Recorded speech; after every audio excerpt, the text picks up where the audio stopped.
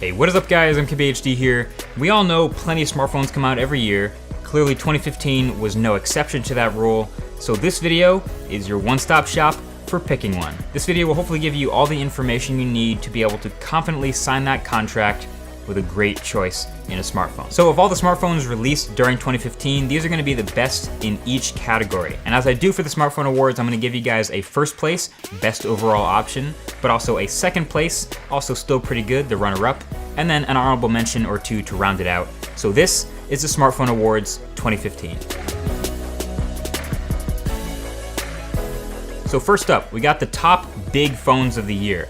Now smartphones seems bigger and bigger every single year, and often the top of the line option is huge, but only some of them really take advantage of their size. So these are the best big smartphone options right now. Number one is the Samsung Galaxy Note 5. It definitely qualifies as a big phone with a 5.7-inch Quad HD Super AMOLED display, and it really takes advantage of all that real estate, packing a big battery, big specs, and a bunch of software features that really take advantage of that awesome screen. So love it or hate it, this is one big advantage of a software skin on a phone like this. It's adding a bunch of productivity and fun features that stock Android just doesn't have. So my second place option for best big phone of the year is gonna go to LG's V10. It showed up closer to the end of the year, but it really showed up LG's own G4 as one of the best phones they've ever made. The V10 is rocking a 5.7-inch IPS display, and it's definitely a big phone with big specs. And again, a lot of the features are those similar to Samsung's, short of that stylus, to best take advantage of the extra real estate. And you can see that in the reviews. I'll have all the reviews of all the phones I talk about in this video in the links right below that like button. And I have honorable mentions in the big phones category to the Nexus 6P and the Samsung Galaxy S6 Edge Plus, both over 5.5-inch displays and both really premium. Now on the opposite end of the spectrum, we have the best compact smartphones of the year. And it seems like a true high-end, but also really compact smartphone is becoming a bit of a rare breed, since all these high-end smartphones are getting so big, their more compact counterparts are more low-end, but not so with these best choices. So my number one pick for best compact smartphone of the year by these criteria is the iPhone 6s, and it wins this award because it is still a true, full, no compromises flagship. This is everything that Apple has to offer, all their latest innovations, and all their highest end specs. So really, even if Apple does make some sacrifices to get their phone this thin, there's one thing you can't deny, and that's the ridiculously fast performance of the new A9 chip. So if speed is your thing, if you want a really fast and relatively compact phone at 4.7 inches, then iPhone 6s is a great bet. And my very close second place for best compact smartphone is gonna go to the Sony Xperia Z5 Compact, because Sony's doing a lot of the same stuff. They're bringing in the high-end features from the Xperia Z5 and Z5 Premium into a much smaller package. All right, the next category for the Smartphone Awards is the best camera in a smartphone this year. And this is a category that heated up a lot. We got a lot of really good smartphone cameras this year. So the margin between first place and second place and third place, and even fourth, fifth, and sixth is razor thin. So you're probably gonna get a good option no matter which one of these you pick, but my number one pick for best camera in a smartphone is again gonna go to the Samsung Galaxy Note 5. Note 5 has the best point and shoot camera on a smartphone right now, by a hair. It's really that fast, customizable camera app combined with the razor sharp 16 megapixel photos with that punchy color and solid dynamic range that makes the quality hard to deny. It's also a great 4K video shooter. And you'll find the same optics also in Galaxy S6, S6 Edge, and S6 Edge Plus. So I guess sort of lump those all into this number one placement. I don't know, Samsung over the past couple years has been getting really good at smartphone cameras. Now my number two pick, and again, this is a very close number two, is gonna go to the LG V10. The image quality out of the V10's camera is right up on par with the Note 5, and if you're experienced, you can go right ahead and basically match it with some cases in manual mode. But the V10 camera really shines with its software, which also includes a manual video mode, making this by far and away the best choice for someone looking to shoot a lot of smartphone video. But it doesn't hurt that the auto mode is pretty great too. And I gotta give honorable mentions to these phones I've taken a lot of pictures with, my iPhone 6s Plus and my Nexus 6P, which have some of the best and quickest camera apps in any smartphone, and both take very reliable, quality photos. And again, the margin of difference between the first and fifth best smartphone cameras is not that big, so you get a good choice either way. All right, next category, best budget smartphone of 2015. And this is a category that again, heated up a lot. Good phones got really cheap. Cheap phones got really good. We saw a lot of quality stuff in the budget department this year, to the point where it's actually kind of hard to define what exactly is budget. Is it sub $400 or is it sub $300 only? Either way, there's no doubt about it. In my mind, the number one pick for best budget smartphone came over here. It's the OnePlus X. Whatever debate there may be about the amount of a budget smartphone, this one definitely qualifies. It's just $250 off contract, no invite. Very inexpensive for the material choices, the build quality, and overall experience this phone manages to deliver. The display is definitely one of its best features. It's the 5-inch 1080p AMOLED display with those deep blacks and vivid colors, but there's a whole lot more to it as well, with metal rails, expandable storage, and the custom OS. Definitely worth checking out that full review. Now, right after that, I have a phone that came in just shy of $400 off contract, which in my book is still budget, considering the $600, $700, and $800 phones we have on this table.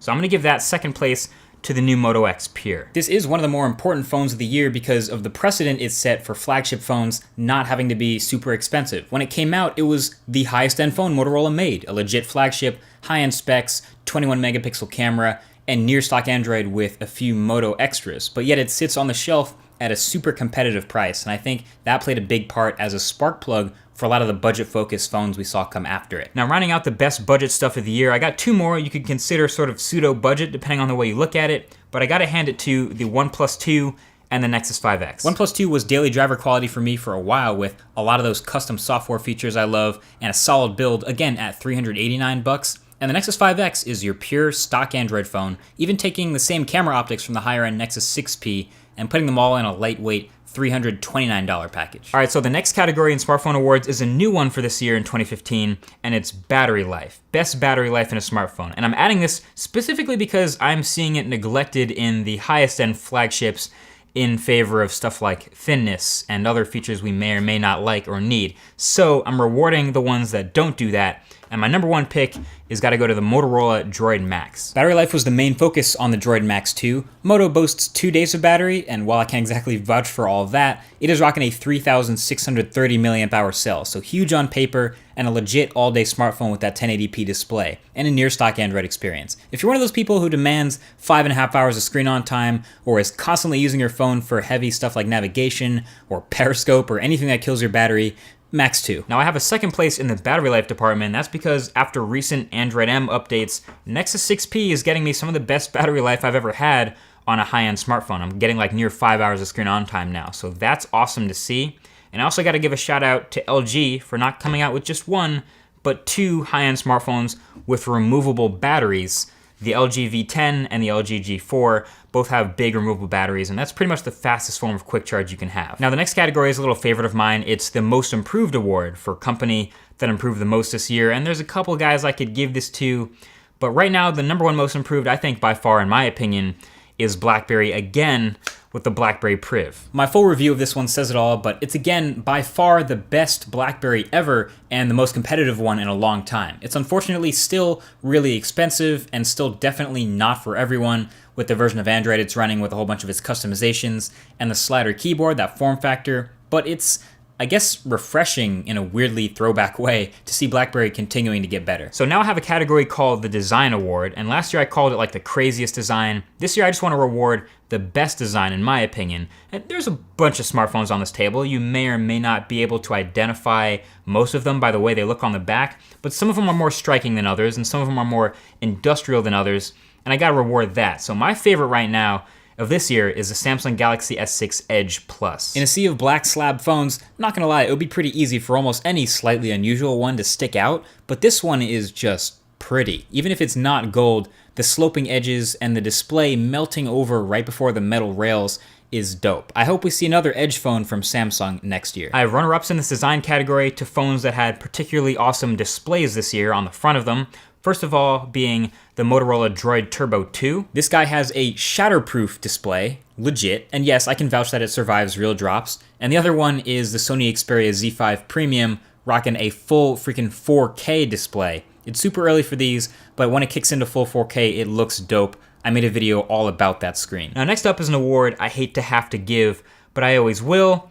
It's the Bust of the Year for 2015, the one, I guess, the biggest letdown in the smartphone world. And there's a couple again that I could possibly give this to, but the one that stands out is the HTC One A9. Even if we ignore the striking resemblance to a certain Apple flagship, the A9 as a replacement to the HTC One M9 to me is disappointing because it makes it a flagship with a lot of sacrifices. It sacrificed being able to shoot 4K video for a certain chip. It sacrificed the legendary boom sound speakers for a home button. I mean, I hate to talk about it for more than I have to, but this was easily the biggest letdown of the year for me, and I'll have my eye on HTC that much more to see next year's phone. So that leaves us with the final category, which is your MVP, the best smartphone of the year in my opinion. And again, these are very subjective, and I'll have all the reviews to as many of the phones that I'm talking about today as possible in the description right below that like button.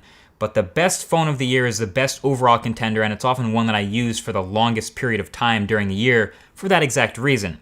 And my number one choice is the Nexus 6P. I would say my heavy use of this guy hints at my preference for a cleaner build of Android, and this is as clean as it gets. Awesome display, awesome battery life, awesome camera, great performance, great build quality. I mean, this is a complete package from top to bottom. It competes in every category, and it's not even the most expensive one on this list, so it's kind of hard to argue with Nexus 6P. Now, my number 2 in the MVP race is the Galaxy Note 5. And I could have easily given it to the Samsung Galaxy S6 Edge Plus, what a name, but I actually just felt the feel in the hand of the Note 5 won me over a little bit, but I used this phone for a while this year as well. Note 5 is also stacked. I'd give it best display on any smartphone, best camera on any smartphone, and some of the best specs available. I'm less of a fan of the software. It's not for everyone, like I said.